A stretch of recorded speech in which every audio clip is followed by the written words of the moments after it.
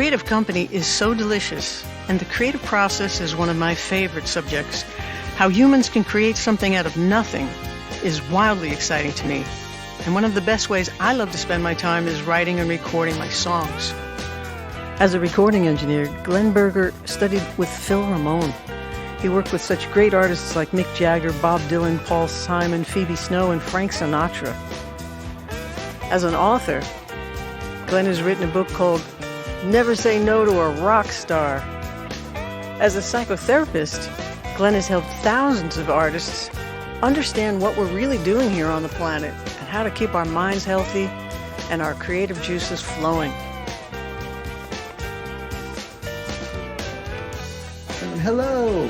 Hello, sir. How are you? Good. Is that all real behind you, or is that just your... No, it's really, really my stuff. Wow. Very nice. Very nice. Fun stuff. Wow. You got a lot of stuff there. I like your hat, too. Thank you. Thank you. And real books. Yeah, those are real books, yes. I've replaced all that gear with this stuff. With this stuff. Total replacement? Really? You don't play with your tape recorder anymore, or? Well, I don't know if you can see. I got my microphone over there. Yeah, I got one above my head. And I got a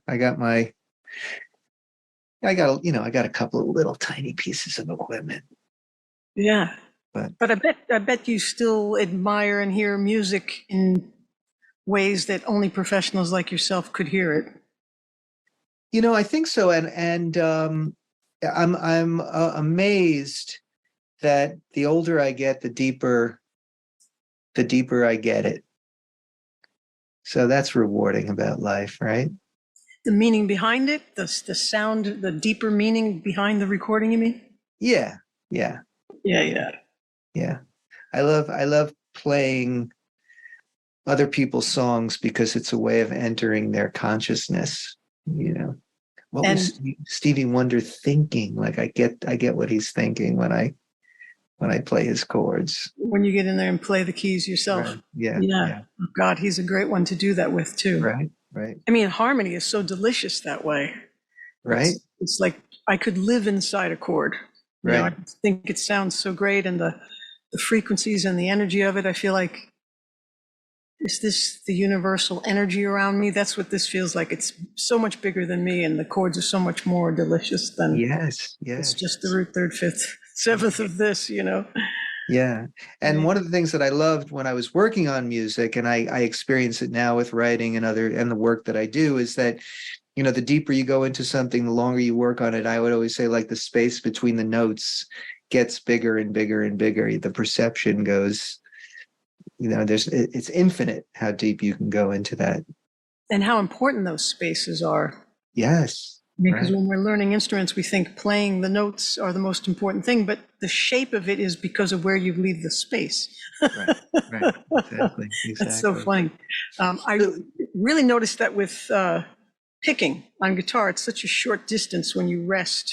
But when I was playing drums, I was like, like that distance from lifting the stick up and coming back down. The rebound was just fascinating.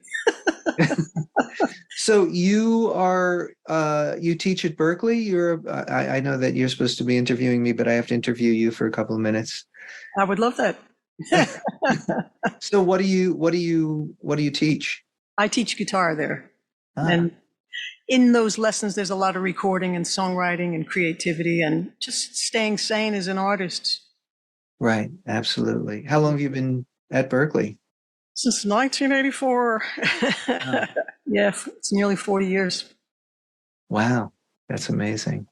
And I went there and graduated from there.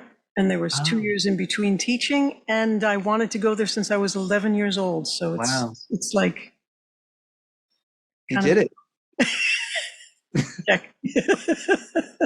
You did it and you're there. That's fantastic. Yeah, so you probably know all the people that I know at Berkeley. I don't know. So you talked to Rob. Yeah, I didn't realize you guys knew each other. That's awesome. Yeah. And do you know Leanne Unger? Oh, sure. She's my ex-sister-in-law. Oh my God. Yeah. That's fantastic. Yeah. And Oh my goodness. And Matt Glazer. Do you know Matt? Sure. Right. Fiddle player. We worked on projects together when I lived up in Massachusetts for a couple of years. Oh, that's so cool. Is that when you were working at Blue Jay? Yeah. That's right. Wow. So you were still engineering when you left New York, came up, did some work at Blue Jay. Yeah. I helped Bob and Janet really get that studio going. I brought the sort of the whole New York ethos and way of working to them because they didn't know what they were doing really. And No wonder that place became so cool. I can take a little bit of credit for that. And they had a reunion when the place closed a couple of years ago, and it was really very moving and rewarding. The legacy, you must have that, having been teaching for 40 years, the people who come to you who say, I learned from so and so who learned from you. And you don't even know, right? You don't even know how that gets paid forward, and the influence that you've had. It's true. So it was great to actually meet some of those people. That's Like, awesome. I learned from Rob, who learned from you, and That's so great. that was really Wow. that was nice. I And wish I'd met you then. probably better that you didn't, You would say you're a much better person now? without question. Without question. That's a very interesting thing. I was just watching the video on your website with Victor, to overestimate humans. What a beautiful thing. I mean, just as we're popping on here, I'm trying not to cry because that video was so great. So moving, right? Yeah. Yeah. Yep. I try to overestimate all the humans that I work with, as I'm sure you must do too. Expect the best and they'll hit higher than what you expected, and Right. that's just beautiful. It's totally beautiful. Yeah. And your book is fantastic. Thank you so That's much. how I found out about you. I read your book just recently, and Uh-huh. it just blew my mind because there's just like confirmation after confirmation that life can work out in so many different ways. And in some ways, it's much better that it did what it did. Exactly. You might not know it at the time, but Yeah, it yeah. feels different, but Never Say No to a Rock Star is the book we're talking about. And Yes. gosh, when did you realize I actually do have to really write this? What was some of those deciding factors In writing the book? so through the years, sometimes people would ask me questions, and I was always kind of embarrassed to talk about it. It seemed like name dropping with Bob Dylan or whatever it was. And but I was always writing about different things, and I would always say to my current wife, who didn't know me when I was in the music business, I would say, I was a major cat. And she would say, no, you weren't. I'd say, no, I was. And so I had to provide some evidence for that, right? So I decided to write the story of working on Blood on the Tracks with Dylan, because I was the only person alive, I think. Oh, no, Phil Ramone was still alive at that point. So I was one of two people alive who were present for all the New York sessions of the recording of Blood on the Tracks. And I thought that it was, I had some interesting stories to tell. So I wrote that as a blog post, and it exploded. Oh, nice. I didn't realize that there are a lot of Dylan freaks out there who want every detail and every piece of information about anything that Dylan has ever done. And so it just blew up. Cool. And lots of people started writing me and saying, where's the book? Where's the book? You got to write the book. So I thought, okay, I got to write the book. And that sent me on that long journey.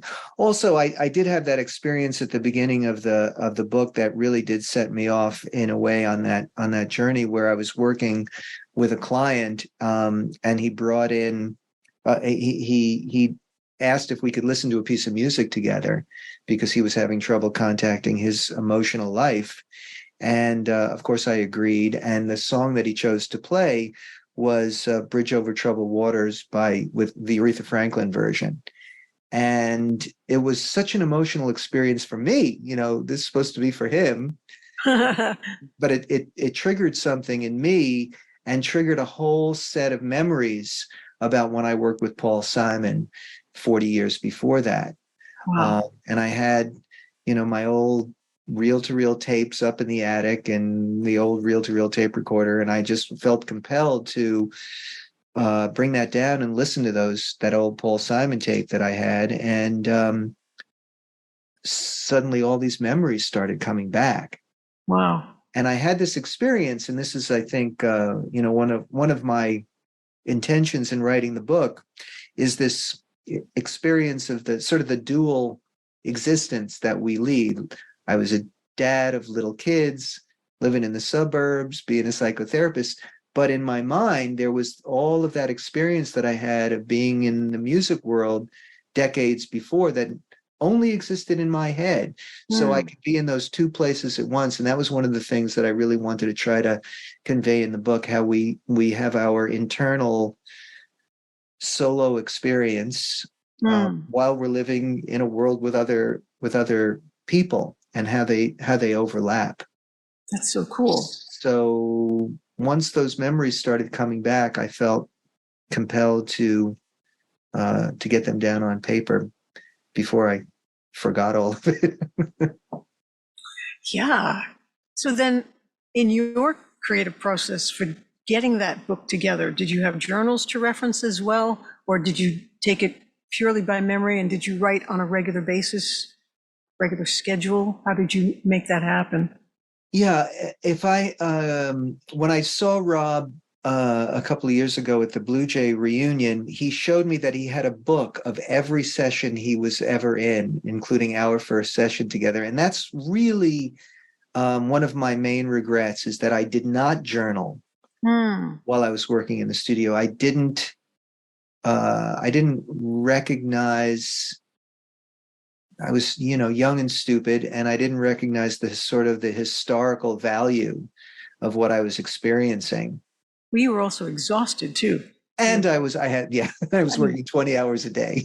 When Right. would you have the time or the clarity to, if Right. you can have any time at all, it'd be like you'd want to be horizontal. Right, exactly.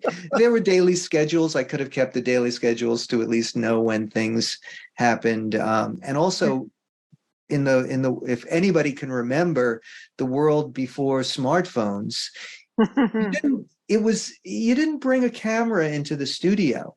Right. But I still wish that at the end of every project I would have said, "Can I have one picture?" I did work hard and long with you, and I didn't do that either. So I really had no reference materials except my memory. And what I discovered in the writing of the book is that my memory is not necessarily completely accurate, but it's my version of events.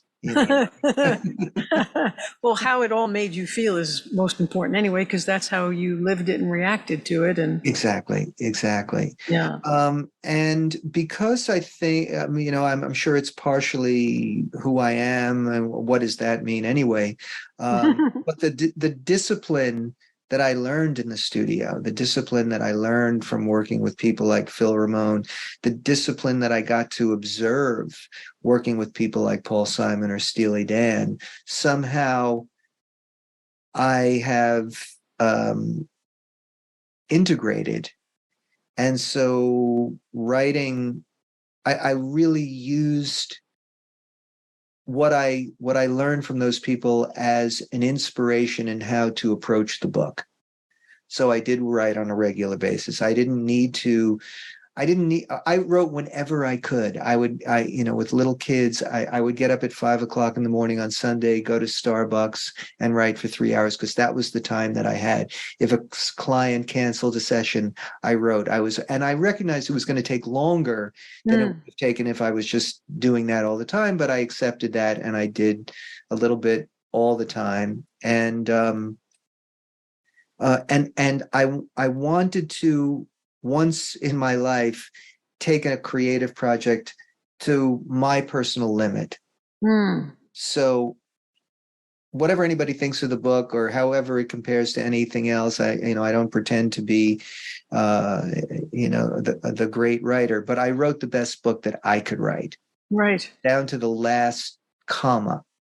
And that was the real sense of achievement. And that was where I used the inspiration of the people that I worked with, like a Steely Dan, who there was not a cymbal crash that wasn't deliberate, intentional, and they would work on those, whatever they were working on, until it was as great as they could make it. That's so cool. Yeah. And how much time was that then between first starting it and having that first draft done? I probably worked on it for about 5 years, I think.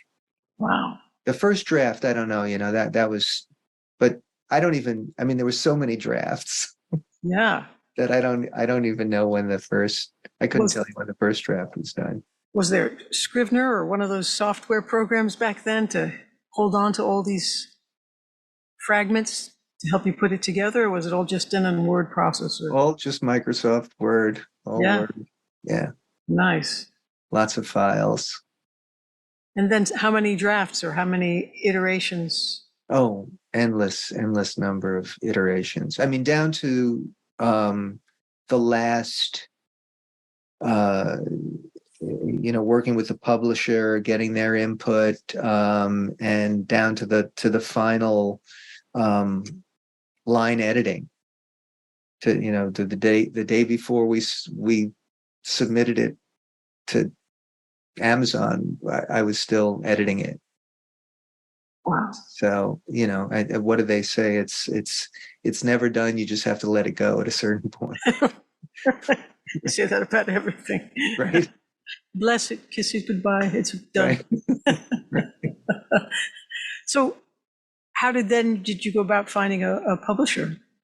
So, and I think that this is a message I'd like to give everybody out there who aspires to do anything creative or write a book, or I'm very proud of my rejection file.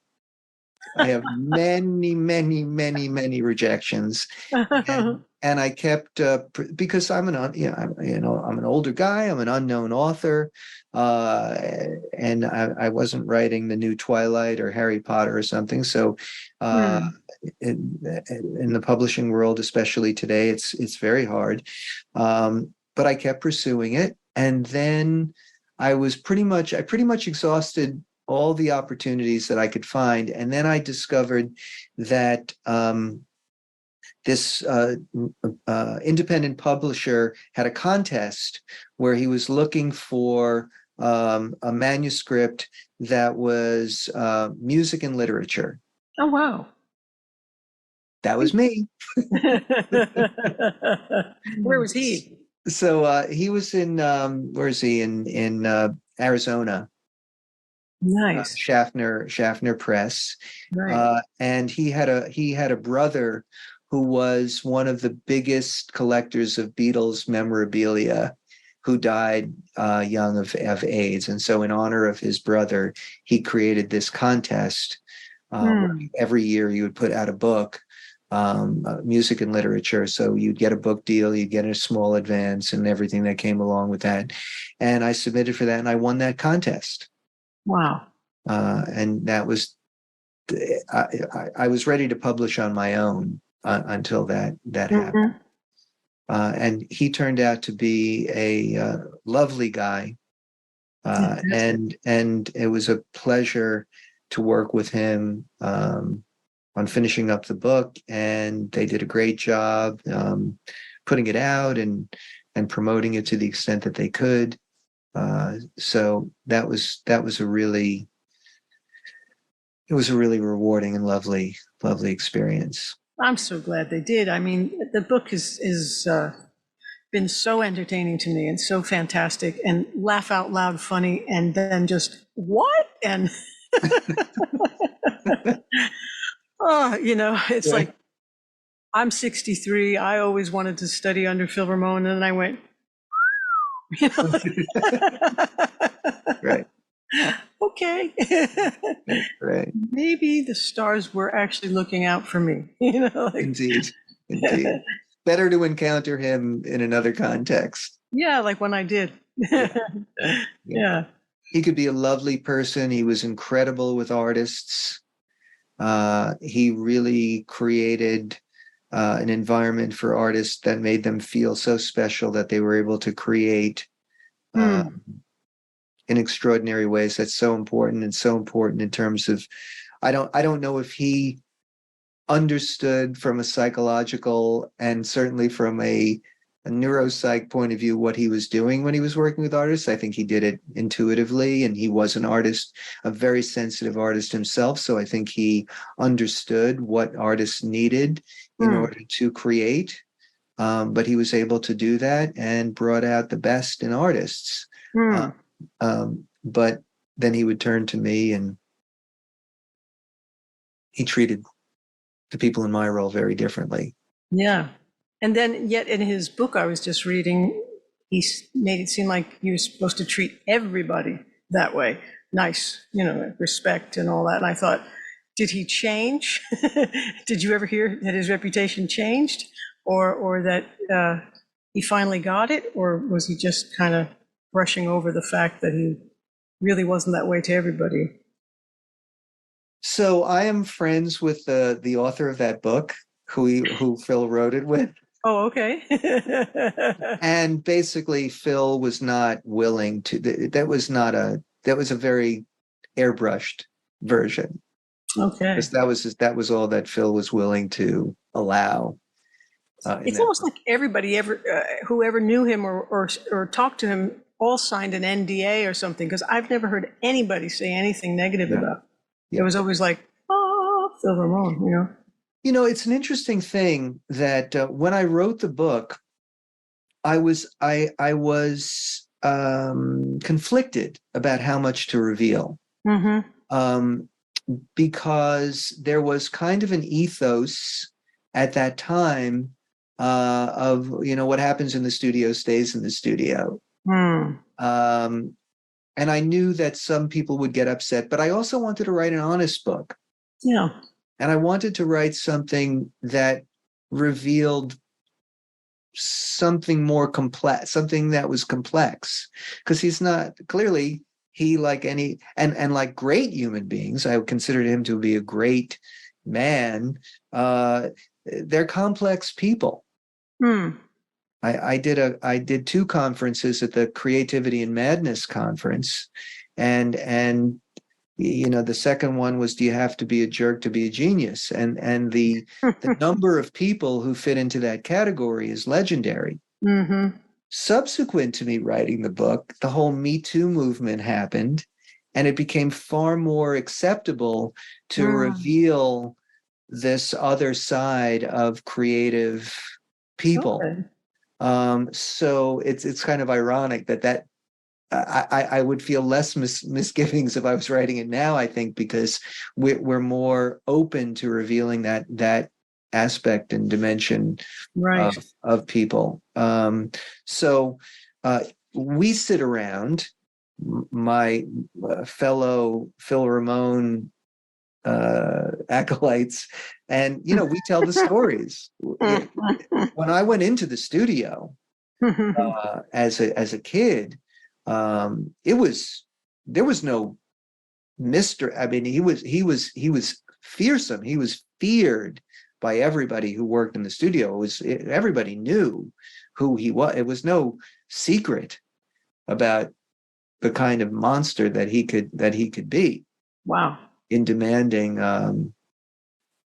You know, the thing about Phil that I would say, as compared to some of the other people that I worked with, was that his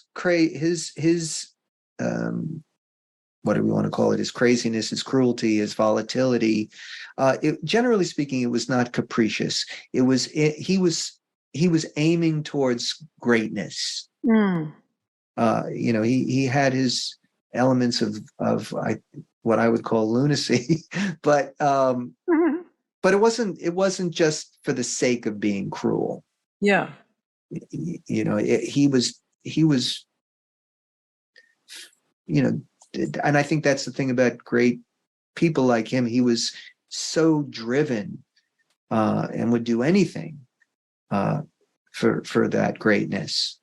Wasn't always perfect, and things didn't always work, and all of that. But he was a great leader in that regard. Everybody, there's nobody who worked. You may not hear that stuff, and we talk about it, but there's nobody who worked at that studio, I think, that doesn't look at that time in our life as the greatest time, because we had this. I guess it's like being in the army with General Patton or something. He's a lunatic, and he's driving you to beyond your limits, but like, you're winning World War II. We were there. Right, exactly. Well, that makes me think of two different things. When I was a student, there were faculty who were of that style of teaching where if you didn't put a ton of fear into the students and threaten them, maybe they were thinking they wouldn't get the best out of them. If you made it too easy, they wouldn't excel. But I've never been the type of student that benefited from that kind of training. I sort of had that kind of upbringing. So I rebelled against it from the very beginning. And yes.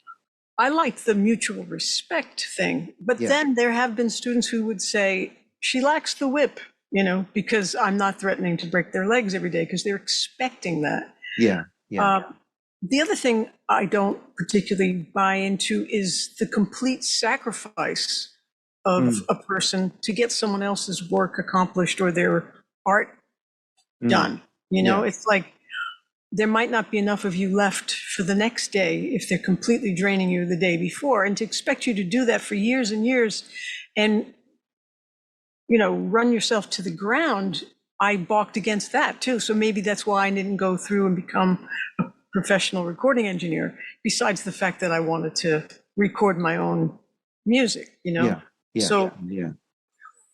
either of those things, I'm sure both scenarios come up in your work now, working with people, and how do you measure or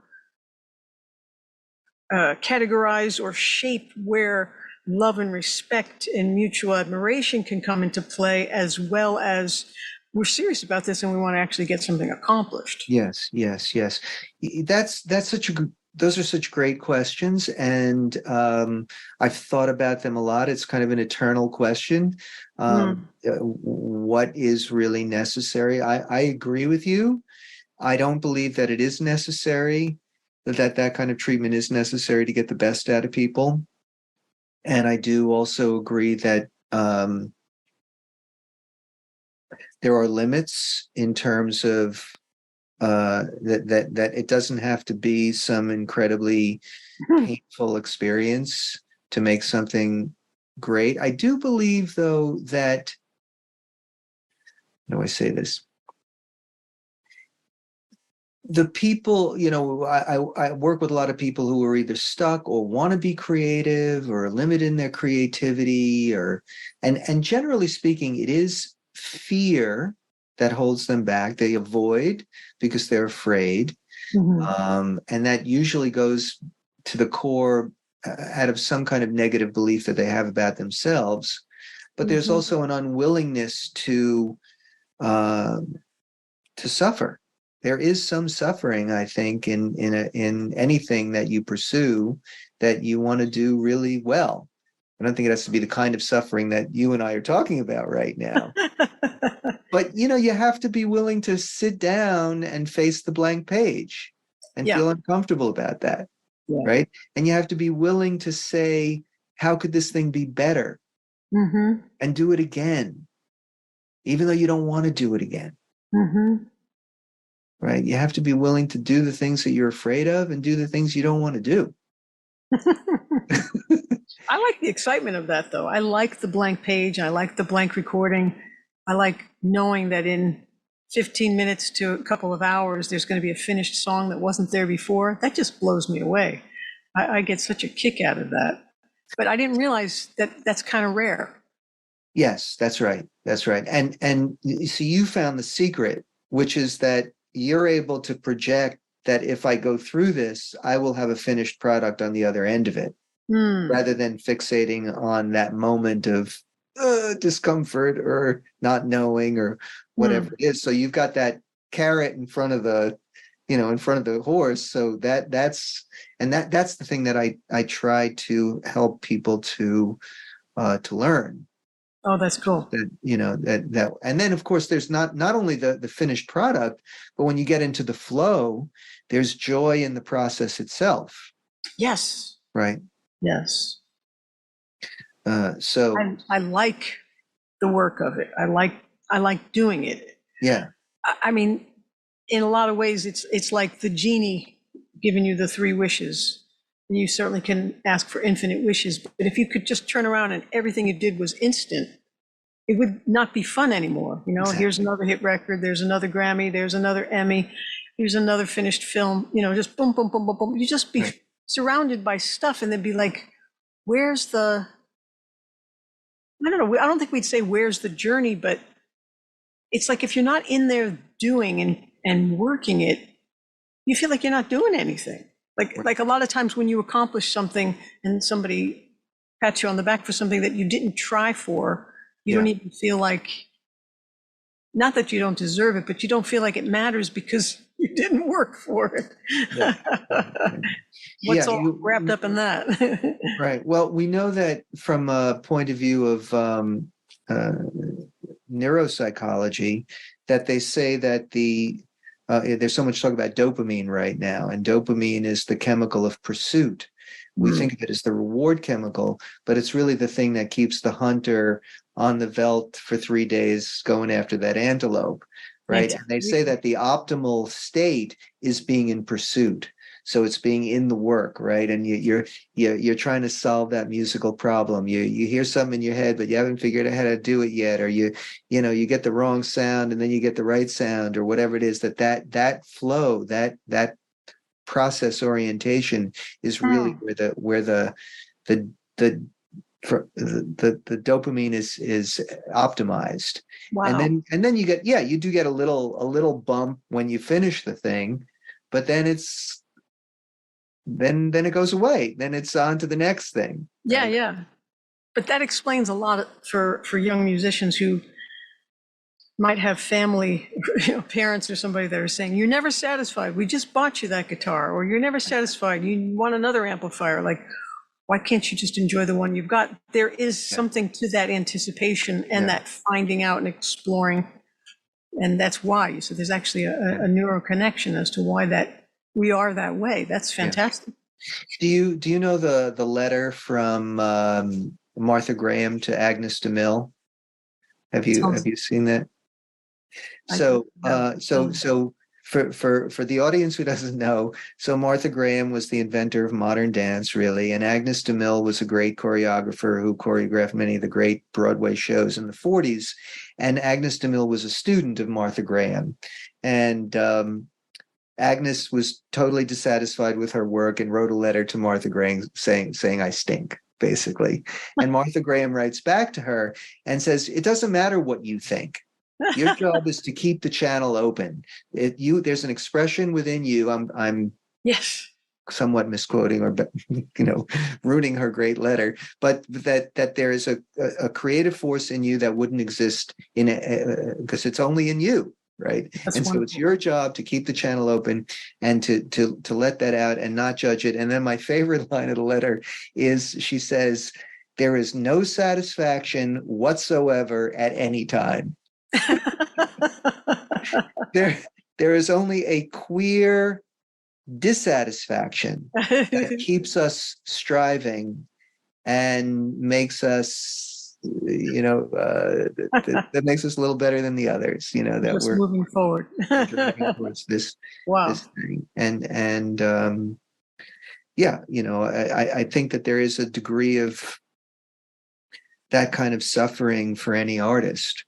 Right, that they're always in pursuit of something that they never can quite completely grasp. But that's what we're here to do. That's wild, because I wrote a letter like that to Leanne You an did? email just a couple of years ago, just like, so what is and how can I, and she's like, you're an artist. It's always going to feel this way. Don't you think I want to still? And I'm like, I thought you were, no, we're all still. Yeah. But Yeah. I can also remember hearing that James Taylor voluntarily put himself in an institution, to get some help when he needed it. Really. And I was really young at the time, and I thought, I love writing songs and playing guitar so much, and I love his music so much. I heard about him when I was 14. I just thought, am I crazy too? I mean, maybe I need to be in a place like that. And then I thought, I think there's a choice, and there's not a this always equals that, or this accompanies this. If you Mm. are a musician, then you are nuts, and you are, I just thought, no, there's a complete difference. And I think part of the difference for me is there are some people, even harking back to our discussion on Phil, that some people are just disconnected, but they're Yeah. still artists. Right. They're Right. still musicians, they're Yeah. unregulated. They're not meeting their own needs, Yeah. and so they're blaming everybody around them, Yeah. which is super uncool. How do you, I mean, there's a lot to, I'm sure, the clients you have now, and to almost every student that I have, there's a lot of discussion of where is your brain and what are you doing with this information, and how does it connect to something in there that you already know, so that we can help you move forward. And Yeah. if that ground, like the soil in their mind, is not ready, I have to help them get ready. Yeah. I have to teach them how to learn. I have to teach them how to take care of themselves so that they can regulate themselves and move forward. Yeah. So there is a lot of psychology in teaching. Absolutely. Absolutely. Yeah. So many things to say about that. So one aspect is that I believe a lot of artists, and to be creative, or the people who are driven to create, very often have less of a sort of protective coating. They don't have the psychological armor that I or others may have. They feel things more sensitively. And so that allows them to access feelings that perhaps the average person doesn't. And that can also cause suffering. They feel the pain in the world sometimes more than other people do, or they've gone through things in their own lives that are very painful, and that get channeled through their creativity. If they're lucky, they can channel that pain into their art. And also, I was just in Spain and was so inspired by the art of Salvador Dali and Picasso, and the architecture of Gaudi, and these people really allowed their imagination full reign, which is so inspiring. At the same time, there's this notion that Freud talked about of cathexis. So cathexis is where our energy flows, the direction that our energy naturally flows in. And so where our energy flows, that object towards which it flows becomes super salient.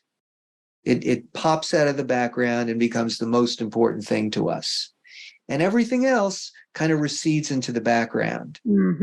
So we could call artists narcissistic or self-absorbed, which, I don't think that's unfair a lot of the time. But it's understandable in the terms of all of their energy is flowing towards the object of their creation. And so I write about Paul Simon in the book, and write about how difficult he could be, but in a compassionate sense, if I was his assistant and I was running the tape machine, I was just like a thing in the background. I wasn't a person to him. It wasn't because he was necessarily a bad guy. It was just he was so focused on getting that guitar part right, that everything else just was very blurry and barely had existence to him. So I think this is a problem with so you look at the work of a Picasso or Gaudi or Dali, they were clearly very cathected to their art. They were incredibly productive. They did, and they had a vision that they were trying to realize.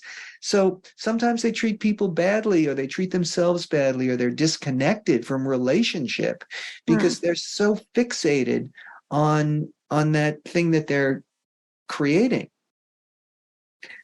So I give artists a pass in that. Speak more to the imagination and attention, because I think where we put our attention is where all that energy starts flowing as well. Right. Yeah. So that imaginative capacity, again, when I work with people, and we all have limits on this is an aspect of ourselves that I think we can cultivate. But very often, and you probably experience this with your students as well, is that the limitations come from, in a sense, a lack of imagination. And I think a part of that imagination is the ability to, we can use the cliche of thinking outside the box, but the willingness, and again, I think this is where you can get into some bad behavior. A guy like Picasso or Dali or Gaudi, they broke the rules. If I had the idea of like, I'm going to do a painting and I'm going to put the nose over here and the eye over there, I would stop myself. I'd say, no, that's a stupid idea. That's embarrassing. I can't do that. But Picasso allowed himself to do that. Dali said, I'm going to paint some melting clocks. No, that's a crazy idea. No, he allowed himself to do that. That's cultivating that. But then that can cross over in terms of if you're not bound by rules in that way, you might also not be bound by rules in terms of interpersonal relationships. Yeah.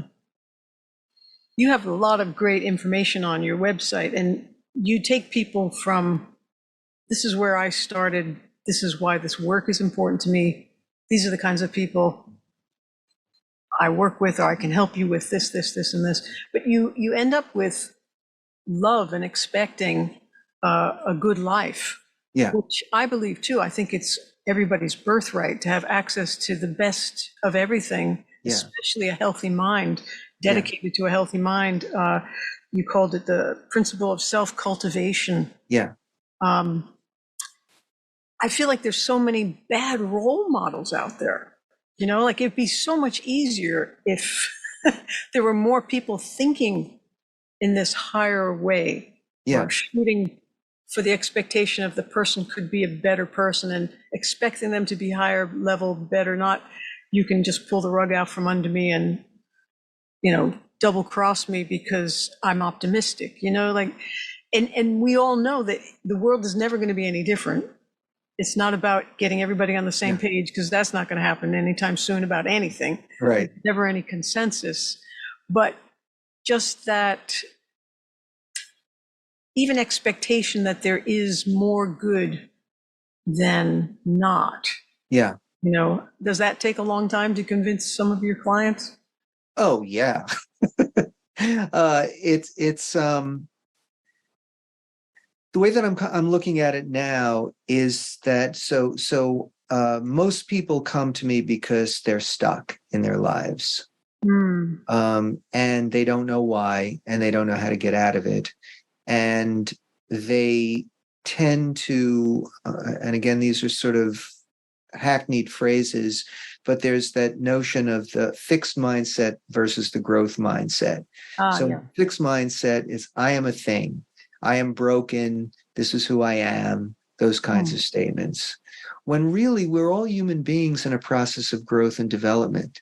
When I said that I'm glad that you didn't know me back then, it's because I was an idiot, and I've learned and I've grown over the decades. I hope I'm still not as deluded as I hope I'm a little less deluded today than I was several decades ago. And that is And I think people they don't, the reason that they're stuck is because they never learned how to get unstuck. They never learned that it's a process, and that information is available, that all these books behind me all give the same basic message. If you penetrate, if you explore, if you learn, you begin to see the patterns. And this is something that can only come through time and effort. But I think unless you get that basic idea of, oh, wait a minute, it's not that I'm broke. I love to use the example of troubleshooting. Right, you and I know how to troubleshoot, right? I see all that equipment behind you, right? So one of the first things you learn in the studio is how to troubleshoot. And what does that mean? If that piece of equipment behind you isn't working, there's a reason for it. Right. It's not some, the universe has its laws. The universe has its laws. Oh, did you turn it on? Is it plugged in? Right? Did the battery run out? Right? It's like, is the whatever and once you learn that process of troubleshooting, right, you find, oh, this is the reason this thing isn't working, and then it works. There are universal laws of reality. There are laws of nature, right? And if you can understand what those things are, then you can troubleshoot your own life, right? There's a reason why you're stuck, why that machine isn't working. It's not that it's broken. It's you forgot to press the on button. That's great. Right? Or whatever the thing is that you find. So that reconceptualization it's very hard for people to grasp that fundamental concept. But once you do, and then there's I could go, there are other problems that people encounter along the way, but that's really the first piece of it, I think. Definitely. That's such a great example. I love that. Got to troubleshoot everything. Of course. Yeah. There's a reason, I can figure it out, and I can fix it. Yeah. How did you learn that, though? What got you curious to say, I could make some changes, I could have a great life? So in my own journey, I had to test the laws of reality. And of course, working in the studio, along with all of the wonderful and glorious aspects of it in the 1970s, we were living in the world of sex, drugs, and rock and roll. So, I did a lot of things that were, challenging to your physical self? Maybe enjoyable in the moment, but led to bad consequences in the long run. It was very hard to make that connection of like, oh, this behavior today, which might feel good in the moment, is going to make me feel really bad about myself permanently, or on a long-term basis. That's again, where there's something kind of imperfect about the human organism as it exists at this moment, because we're much more attracted to that momentary pleasure than the long-term consequences. That's the Jerry Seinfeld thing, right? I'm going to stay up all night and drink with my buddies because I'm evening guy. That's morning guy's problem. Right. Exactly. I'm an evening guy right now. Right. Exactly. Who is morning guy? He's not me. No, that's somebody else. Not at the moment. No. Right. Hard to remember that in the moment. So having tested that out and then experienced a lot of pain in my life, I got to a point where I said I gotta there must be an alternative. There must be a troubleshooting method that I can learn here. There must be an alternative. I don't like pain. I don't want to feel this way. No. And I was just relating this story to a client of mine. When I was 37, I had ruined my first marriage. I was working on jingles at that point. And which was a pretty easy job. I was writing and producing and singing. It was a nice, easy way to make money. But I didn't want to have my tombstone read brainwash small children into buying plastic for a living. I couldn't really square with that as the rest of my life. And I was miserable, and I didn't know, I couldn't see a solution.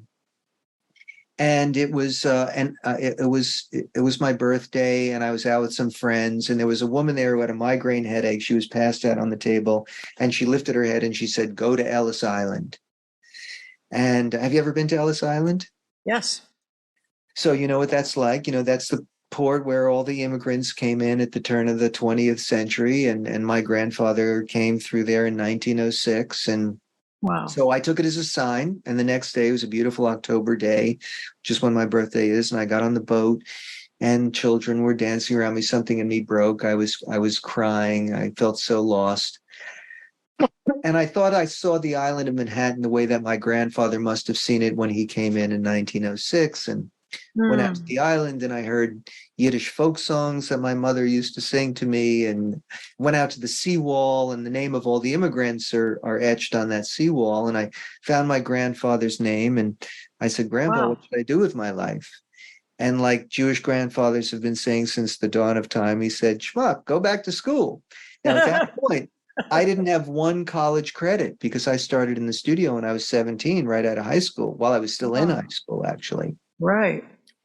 And I said, I can't go back to school. I like nice clothes. I don't have the time. I don't have the money. And he said, "Why do you think I came to this country?" He said, "I knew I was never going to make it. I came here for the promise of my grandchildren. I came here for you. So don't give me this crap that you don't have the time and the money. Figure it out." Wow. So I couldn't argue with that. And I came back to the island of Manhattan, and everything seemed to glow with this sort of cosmic brightness. And that was in October. And by January, I was back in school. Wow. And my schooling, I went to this great place called Goddard in Vermont, where you design your own program, no classes, no teachers, and my pursuit was answering the question that you asked. Right? What can I learn from this experience that I had of pain, where I tested the laws of reality and learned that if you don't follow them, you experience a lot of pain and you hurt other people. So there's got to be a secret here that I can learn. And started reading all those books, and pursued it on many, many different levels, and then recognized those patterns. Wow. So was that the beginning then of non-traditional education for you? The high school I went to was called John Dewey High School, so that was already non-traditional. So I'd always been sort of interested in that way of learning. I was always an autodidact. And even though I never went to college, I was reading things like Plato and other, and actually I was able to, I think, and I'm sorry to say this to an academic, but I was able to enjoy those things because I wasn't in a lot of my peers who went to college and they were exposed to certain things. So, I didn't read that because it was in a college course. Whereas for me, it was, I read stuff because I was interested in it. Yeah. That's funny to be called an academic. I guess as a professor I am, but I still just think of myself as an artist. Right. Yeah. In fact, I've met other professors at other colleges, and when you tell them that you're a professor at Berkeley, they just kind of snarl at you, just like you're not even worthy of the word. Right. That's not your title. Right. But you are a professor. What kind of things do you remember when you were at Blue Jay training folks? What kind of things were you imparting that you felt were good lessons for recording skills? Yeah, so I would say that the general principle is a standard of excellence, right? That we are aspiring to a standard of excellence. And that means that the two most, one of the things that means is that the two most important people in the studio is the person who greets you at the door or picks up the phone, and the person who makes the we don't have tape copies anymore. So I feel so old in calling it a tape copy. But in those days, we made tape copies. And the person who makes the tape copy, or the person, what is it, who sends out the MP3 or whatever it is now. Because if you don't get those two parts right, whatever happens in the middle is unimportant, right? If you send the person a bad, the wrong mix, or you don't make them feel comfortable and safe when they walk in the door. If you're the receptionist, or you're the assistant who is making that copy at the end of the session, like, those are as important as anything. Every element is of equal value and importance, no matter what job you're doing in the studio. Okay. So if you're setting up the microphone, if you're putting the chair out, if you're turning the lights on, if you're aspiring towards a standard of excellence, all of those things are of great value. So I think that's and some of my fondest memories are of being that assistant engineer, and having the engineer walk in the room. Again, I don't even know what happens in studios anymore, but certainly in my day, the engineer would walk in and everything would be exactly the way they would want it to be. If the engineer fell down and died, I could run the session. But having everything be impeccable. So when the artist or the musician walked in the room, I was sitting there drinking my cup of coffee or whatever it was, totally calm, because everything was perfect. And so there was no anxiety, no tension, no franticness. And that would set up a situation where it was all about the creativity. It was to try to make the studio, and this was something that was imparted by Phil without question, that you would try to make the studio as invisible as possible. Right. Right. If they picked up the headphone and the headphone didn't work, that you blew it. And of course that would happen, Yeah. Things would break, things wouldn't work, and technology has improved. But that was the goal, right? The goal was for the person to not even know that they were in the studio. Right. It seems like back in the days of the whole band came in or the whole orchestra came in as well, it was about capturing broader strokes, much full, already in place sound. Yeah. So your book did talk about piecing together percussion tracks for Phoebe Snow. And, there were things that happened in layers. Not everybody had a band. Right. Sometimes people would play all the parts themselves. Yes. It still was about capturing beautiful natural sound, whereas now it seems a lot of folks go down rabbit holes with plugins, and they're going into details that you probably didn't even have access to, those kinds of parameters in the gear that we had in studios in the 70s. Yeah. And it's almost too much. Yeah, one of the things that I find very ironic is that people have reached out to me and asked me for details about how we recorded a particular thing because they want to replicate, right? They want to create the plugin that's going to replicate, or however they're going to go about it, to replicate some sound that was, I don't know, it was, the humidity that day and that thing was broken and I threw up this mic and it was 2:40 in the afternoon, and you can't replicate this. And that when musicians are playing together, and this is one of the beauties of that, is that I think one of the things that gets lost in what you're talking about is the mistake, right? Is the fortuitous thing that you didn't plan for. And sometimes you're in the studio with a band and you do take after take, and then something happens on take 7 or 12 or whatever it is, where suddenly like everything locks together. Yes. Like the tuning, like somebody goes a little bit out of tune, but then suddenly the sound just expands, or they Yes. hit a groove that's like, and how do you measure that on a computer screen? Like what's exact, and then you've created, something has emerged out of the process that there's no possibility of emerging when everything is, just, everything's replicated identically every time that thing runs on your computer. So, and then of course, even in the 70s, there was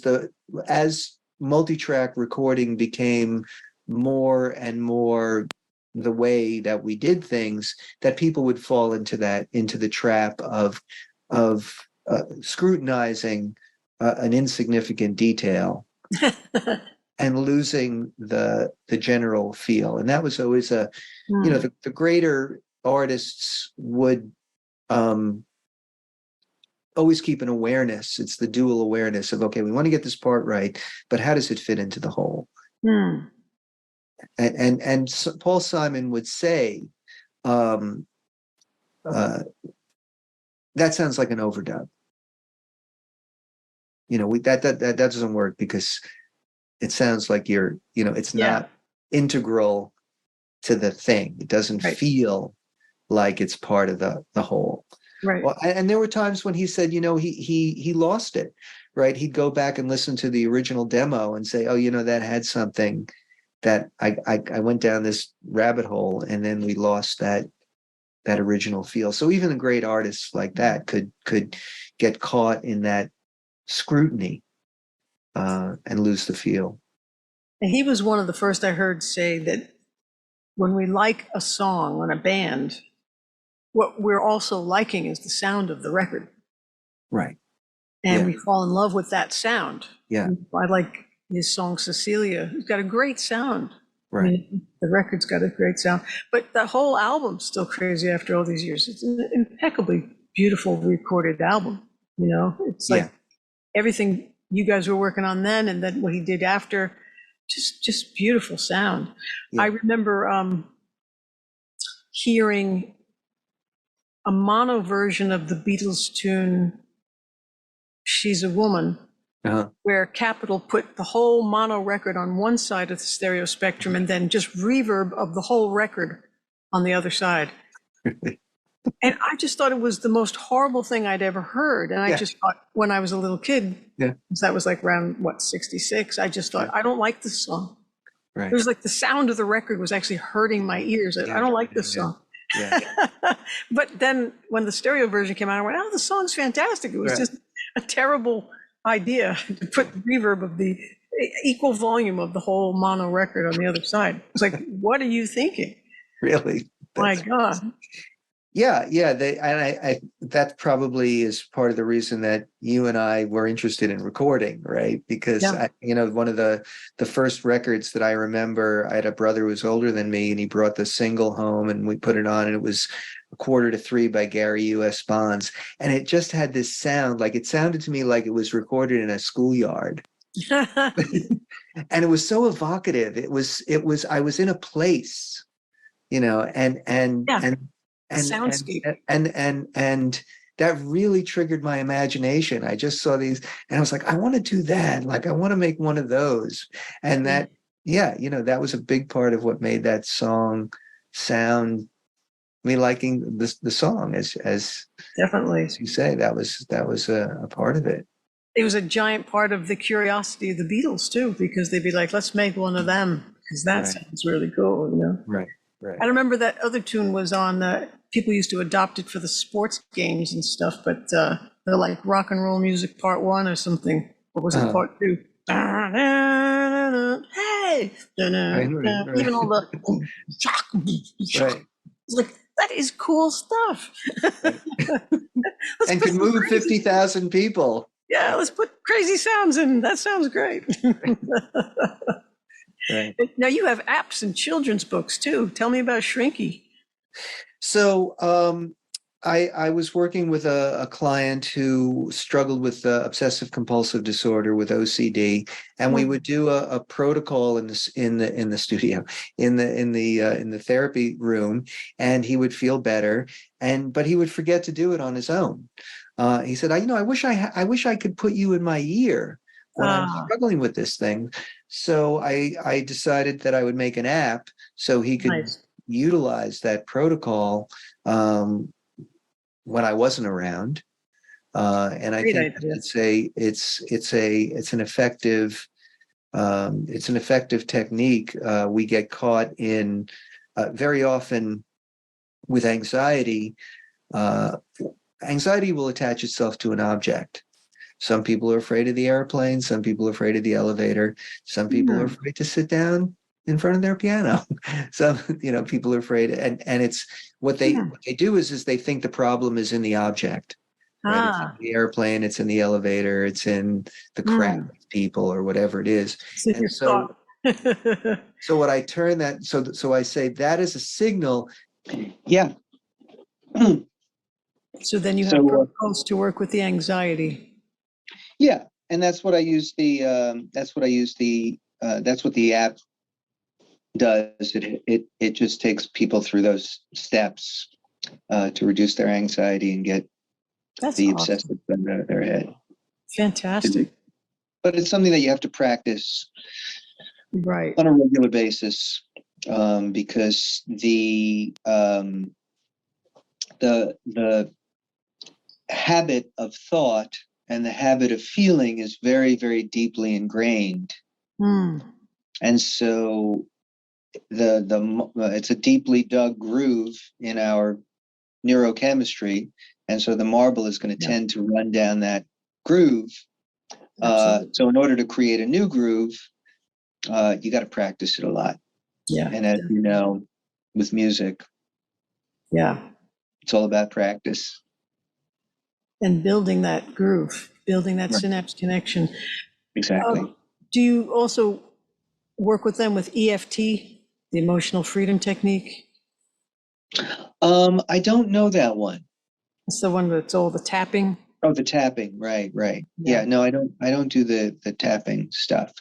I also am trained in EMDR, which is a technique for trauma, for healing trauma Oh, good. that involves bilateral stimulation, um, and that can be very effective. Nice.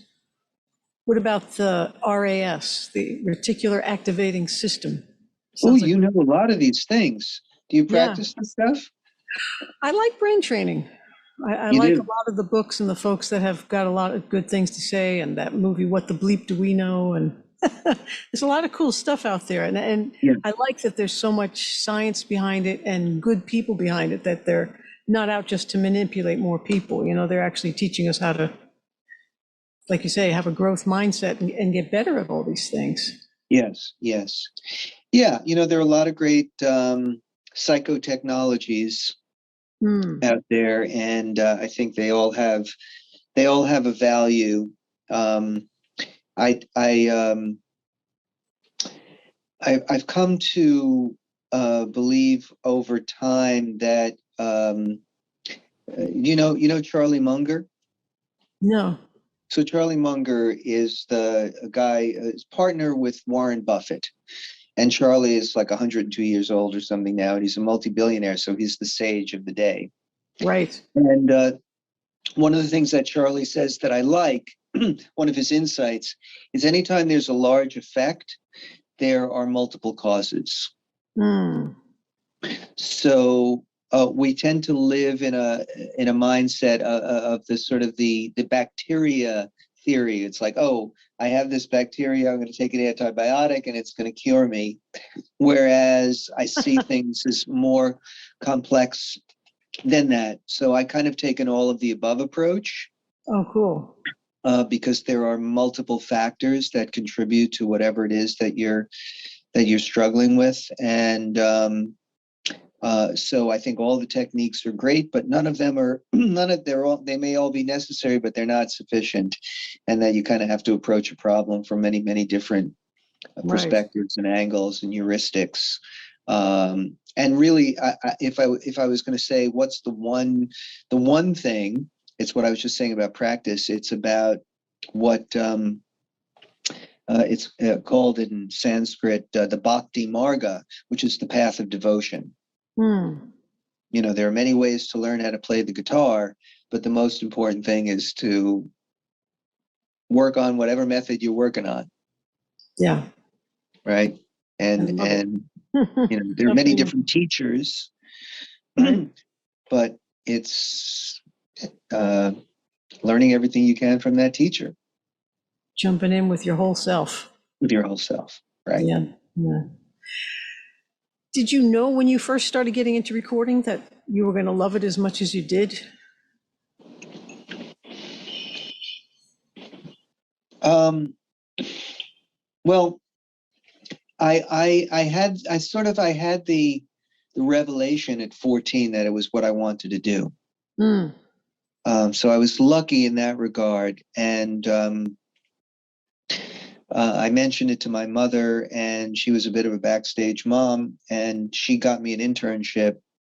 I like 2 days later when I mentioned that I think I was 16 probably, and I interned at this jingle house that was run by this amazing woman, Susan Hamilton, who's unfortunately passed away, and she did most of her work at A&R Studios, and so she got me the internship at A&R, and then I got the job there as the schlepper.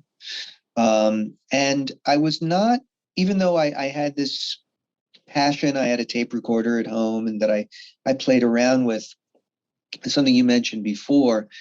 I didn't have any kind of concept of um, that recording could be and should be about getting this beautiful quality. I thought of it more like, oh, Jimi Hendrix or the Beatles, you make weird sounds and you do kooky things. And it wasn't about the thing that you were talking about of making a record sound beautiful. Hmm. Um, um, and so that was a very different concept that was central to Phil Ramone's thing and A&R Studios. And so that I found that that really was something that I learned that I was very attracted to. He wanted to make him beautiful. Yeah, yeah, Yeah. yeah, yeah. Yeah. Like that was what was important. Like, and but then I actually discovered that there were many things about it that I didn't love so much. You know, what I loved were the people. What I Hmm. loved were the musicians. What I loved were the arrangers. What I loved was the producers. What I loved were the artists. I loved walking into a room and there being 40, you know, an orchestra of 40 musicians, Hmm. and the conductor getting up on the podium and raising, you know, his stick and hitting that downbeat and this incredible sound coming out, Yeah. and those were the things that I really loved. It was more about the people than the actual technology. It turns out that's why I'm a therapist today, because I was my friends who are recording engineers, they're far more into the technology than I was. Yeah. And in fact, the technology kind of drove me crazy because it was always breaking. Sure. We were always pushing the edge of the new technology and trying to figure that out. And that kind of drove me nuts. And then through the years, as things became more technological and I was just sitting in the room with one person with a laptop, Hmm. that was less compelling to me. Definitely. And the kind of scrutiny that you're talking about, I was working with a friend and she was working on the spaces between the songs, and we had it up in Pro Tools, primitive Pro Tools, and we were like moving one, millisecond back and forth. And it's like, yeah, I can't do this anymore. I think that's So, why. so I love, I did this, the book release party that I did 5 or 6 years ago. I did a reunion of the studio cats that I worked with in the 70s and the 80s and the 90s. Oh, great. And nobody had ever really done that before. And we did it at a place called the Cutting Room in the city. And I asked my friend Robbie Condor, who's a great keyboard player and arranger, if he would be the musical director. And before, I didn't know if this thing was going to come off. And before I knew it, we had over 50 musicians and singers just volunteering to do this. I did it as a benefit for Music Cares. Oh, nice. And everybody wanted to participate. Nice. And it ended up being a sold out event and standing room only. And it was an extraordinary night. And, Awesome. Paul Schaefer brought his World's Most Dangerous Band, and Valerie Simpson sang "Ain't No Mountain High Enough," and Wow. so it was a great night. But my favorite part was during the rehearsal. I got to hang with my old friends, and each one of these characters, each one of these studio cats, the unsung heroes, the people that nobody knows the names of necessarily, Right. Whether it was Kenny Asher or Dave Spinoza or Chris Parker, or and just I would sit with each one of them for a couple of minutes, and we'd hang out, and that was the part that I liked the best. I mean, the night was amazing. The music was incredible, but it was I wrote the book. My one of my overall intentions was to celebrate those folks. Yeah. To celebrate the people behind. Not, everybody wanted to read about the artists, so I had to put that on the cover, right? That's what was going to sell the book. Bob Dylan, Mick Jagger, Frank Sinatra, but the people that I cared about the most and that I really wanted to celebrate in the book, and the reason that I put on that party were the studio cats, because those folks didn't have an ego. They weren't cruel or mean or whatever, narcissistic. They you couldn't be. If you were a studio musician, you had to be willing to do whatever it took. Yeah. And they to me, those were really the people that I cherished, that I worked with through the years. If I could just hang out with them, I would do that. But the technological part of recording, that's for somebody else now. Yeah. The real connections, that's where it's all about. I mean, that's why this whole thing started for me. It's like, I have equipment. I certainly have a lot of ideas. I can make music till the cows come home, but I don't often get a chance to talk to other creative people on a deeper level, and I need that company. Yes, me too. Yeah. And I'm fortunate that I get to work as a therapist with some really terrific artists. And I get, and again, that's what I'd rather do. So that's what I do, right? I don't need to hang out with them in the studio, but I get to hang out with them when they're at their realist. And that's a lot of fun. Because it'd be like you were at a family reunion. You don't even get a chance to have a deep conversation with anybody. You're just doing all the peripheral stuff. Right. And this whole party thing is happening. Right. Kind of like a session. Okay, great. The session is happening. We got some good songs done. That's great. But I didn't really get to talk to so-and-so the way I wanted to. Yes. You get to do that now with your work. And that's another regret that I have looking back, in terms of just the naivety that you have in youth, is that so many of these individuals that I got to work with, studio musicians, arrangers, they all had stories. They all had done incredible things, and I never really asked. Oh, you were Bobby Darin's musical arranger. I didn't know that. What was it like to do that, right? Or you were the orchestrator for West Side Story. Oh, that's interesting. Wish I would have. Now we have so much access to information with the internet, right? You could Google everything and find out stuff. then Right. you didn't have that access. But I wish that I would have taken the time to Mm-hmm. sit down with these folks and gotten into some of those deeper conversations. So, That makes sense. I try to do it now. That's so good. Before we go, tell me about the children's books. I just I have two kids. My daughter is 20 now. My son is 17, and my Wow. you sit down with your kid and they'd ask for a story, and so I would make up a story, and then I decided to. I think probably you understand as a creative person. I let me put it this way to not answer your question. When I wrote the book, I was thinking musically and I was thinking cinematically. Oh, cool. So I think one of the things that people say about the book is, oh wow, it's so vivid, I could really see that. Right. And it was because I was seeing it. Yeah. Right. Or I was thinking, rhythmically. I mean, I even called the chapters tracks. Right. Right. And so where does one art end and the next one begin?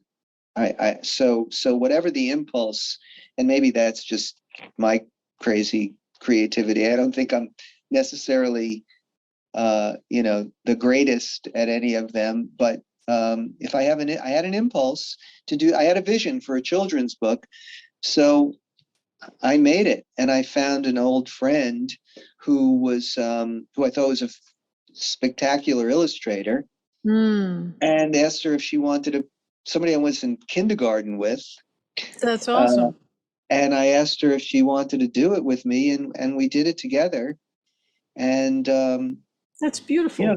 It was just a fun thing to do, and it didn't.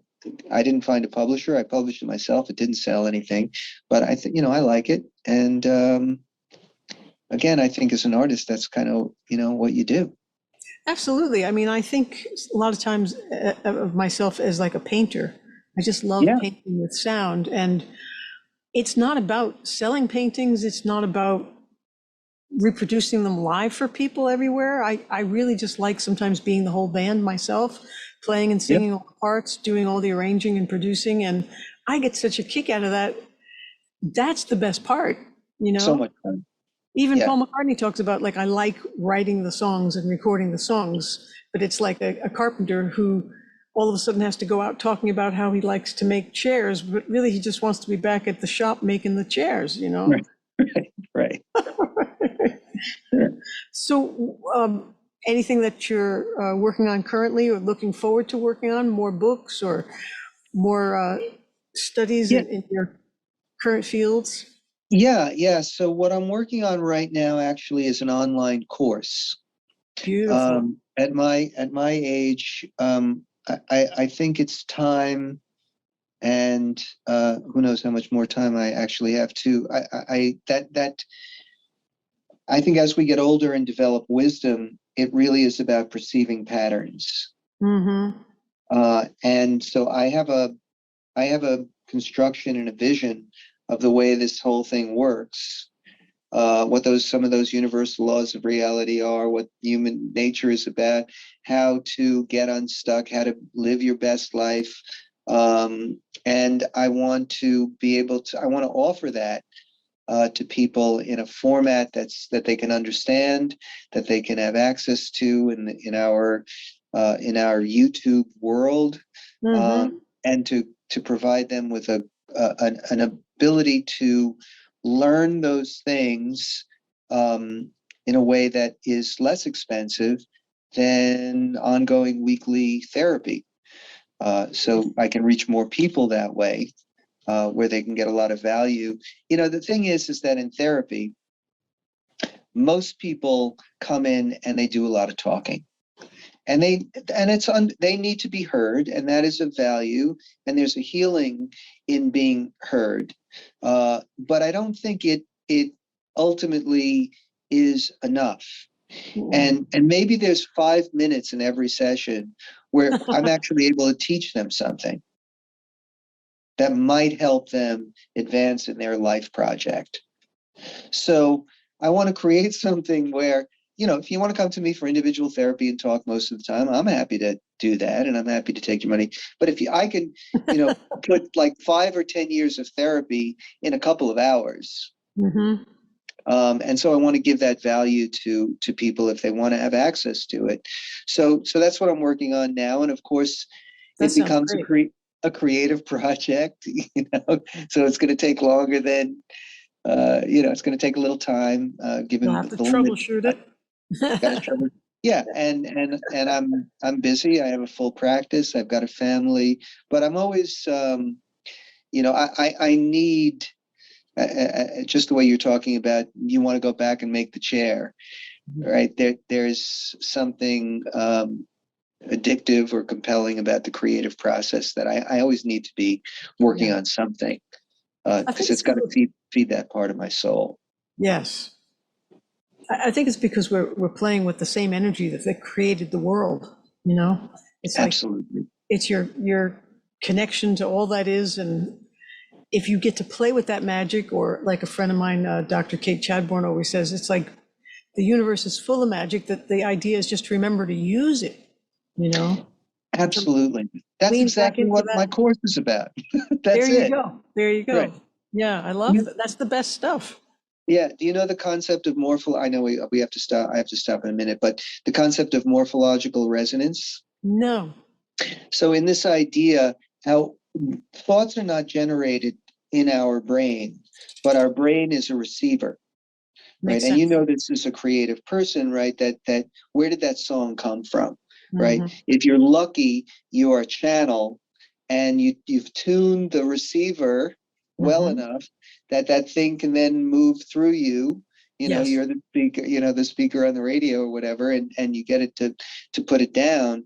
And it's an interesting concept to think that that's really it's about tuning the instrument so you can receive the magic. Yes. Right. And that's the acceptance and the alignment with, we have this ego thing that we're separate from the all. Yeah. But that's an illusion. No. And if you can, and we resist, because we think that we're going to lose some kind of autonomy, if we come into harmony with that universal energy. But that's I don't want to be a robot, people get all stiff about it. Yeah. They get all stiff about it. But if you're willing to accept it and embrace it, then you actually find freedom. Yes. I think when you're feeling your best and you're on top of the world, and you're most aligned and connected and tuned properly, that's when you really are your real self. Everything else is watered down, disrupted, disconnected, upset version. And it's very hard to create from there. I mean, you can write sad songs or angry songs, but you can still have something to say even when you're feeling good about something that's going wrong, but you don't have to physically feel bad about it. And I think what some people or misunderstand, and what I was misunderstanding for a while, was, why would the universe care whether I was happy or not? Like, who the heck cares if I'm happy? But you don't realize that your energy is always receiving more energy, and you're always putting out energy, and things are going to always spiral either down or up, depending upon what your vibration is. So it's so important to tune yourself, because you're only going to keep getting more of the same of what you're thinking and acting upon and talking about all the time. And like you say, the grooves, we're going to get stuck in those. I actually said that to a class one time when I was feeling really bad. I said, choose your ruts carefully, because you're going to be in them for a while. Right. I'm like, whoa, what did you just say? That's pretty good. Right. Right. You were channeling at that moment. Yeah. Definitely. I mean, sometimes you can just feel that some beautiful thing comes through and you go, that was a gift. Right. Who said that? Yeah. Yeah.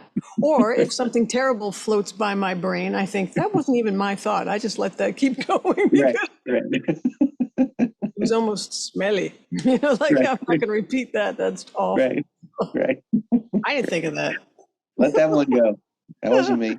Who did that? But there's that like you say, self-permission, self-awareness, understanding, self-regulation, the ability to know that you have a choice. Like so often, even if I wanted to right now, I could be out here watching us have a conversation. Right. Some people are just here and they're in Right. pain and can't be anywhere else. That's right. That's right. And that's where most of the people that I work with, that you could see that they're spellbound. That they just go into their story and they stay in their story. As my mother called it, everybody has their shtick. Their shtick. Right? And they don't recognize how they're caught in that spell. And that's that's the psychotechnologies that you're talking about, or how do you help somebody recognize that they're caught in a spell and to step outside of it? Because if it's bad, if it's feeling terrible, it's a trap. It's not even where you're supposed to be. Like you're stuck in a net somewhere and you have the option to get out. Do you care to learn how to get out? That is your option. That's right. Either stay miserable or do something about it, Indeed. Yeah. And that you can do something about it. Yeah. Yeah. A lot of people don't believe that. Yeah. This has been wonderful, so enjoyable, so much fun. I hope that it works for you. Thank you. This has been really cool. I just loved your book so much, Glenn. I couldn't wait to meet you. And I just think you're awesome. And I love the work you're doing. So thank you on behalf of artists everywhere. And this is really the ultimate, the joy of the book is that it gave me access to meet people like you, to have these kinds of conversations. This is what's so great. Yeah, it's fantastic that you followed through with the even first thought of maybe I could write a book, because if you hadn't, I would have missed out on the absolute pleasure I had reading it. So while listening to it, I was listening on Audible. Thank you so much. Thanks a lot. I really appreciate that. That means a lot to me. And please say hello to all of my friends at Berkeley. I will. That's so great. And thank you for everything that you did for recording as well. I mean, you were part of so many fantastic projects and recordings and movie soundtracks and things we didn't get to even mention. And that matters a lot. And then hearing that Rob was mentored by you, that was wonderful. I was like, what did he teach you? Because I always wanted to study with Phil. What would he have taught me? Rob he's a great guy, and I'm glad that, and he's carrying the legacy forward. Yeah. So he's really a wonderful person. So yeah, let's do it again sometime. Sure. Thank you. That'd be great. Sounds great. Thank you so much.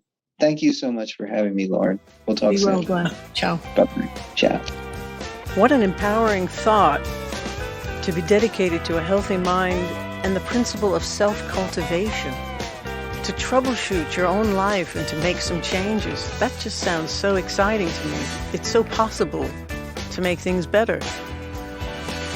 I also like that Glenn was saying there's many ways to console ourselves, many ways to change, many modalities to help. It isn't just one answer. We're pretty complicated beings. We have a lot of moving parts. So take the time to figure out what works for you. And keep shining. Keep doing it. Thank you so much, Glenn. This has really been enlightening and so lovely to meet you. Everybody visit glennberger.com. There's so much great information there to read and to understand and to look into. Get the app Shrinky for Anxiety by Dr. Glenn Berger. There's so many books out there for us to help ourselves. There are so many people who care. Just remember that. I loved Glenn's book, Never Say No to a Rockstar. I was very entertained and enlightened and blown away. And I laughed a lot too. And as always, thanks so much for listening. Visit my YouTube channel if you'd like to watch any of these episodes. There are short clips on my Instagram, El Pass Guitar. And just have a great life. It's up to you. You're driving the bus. Steer your mind where you want to go. Go to your studio and make stuff.